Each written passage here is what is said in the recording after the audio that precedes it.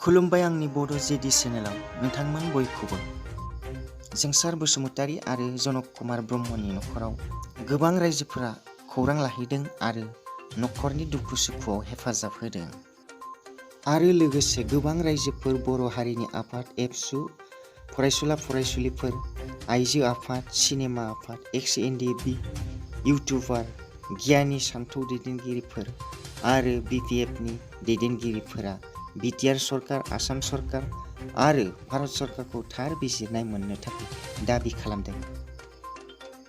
मैया उदालगुरि जिल्लानि माजबाटनि नावहेरवा गामिनि जोलुर गेलेग्रा फोथाराव रुंसारि एनडिएफबि कमल दैमारिनि मुङाव जोलुर बादायलायनायाव ब्लेक टाइगार एफसि आरो देगारसिं एफसिआ रायजोफोरनि गोसोखौ रंजाखांहोयो आरो ब्लेक टाइगार एफसिआ 1 गलआव देरहानो हायो।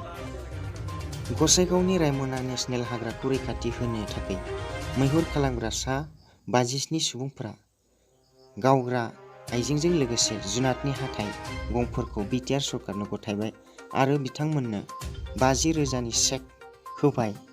1,20,000नि आइबिएस न' होगोन आरो बिथांमोननि आइजोफोरनो 2 हेन्डलुम क्लास्टार होनायनि सुक्ति होबाय प्रमद बर'आ। आरो लोगोसे जायफ्रा काटनि हाबा मावो आरो काट बोयो बिथांमोननि थाखायबो सिन्था खालामदों होनना बुङो बिथां प्रमद बर'आ। ससियेल मिडियायाव मोनसे पस्ट। प्रमद बर'आ ससियेल मिडियाफोराव बांद्राय गाज्रि बुंनाङा, मोजां नङा, मानोना साइबारफोरा नायगासिनो थायो।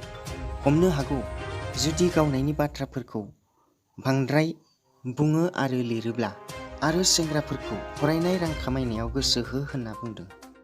नाथाय सासे पुलिसआ ससियेल मिडियायाव गावनायनि बाथ्राखौ लिरदों। दायो बे पस्टआ गोबां सावरायजानाय जादों।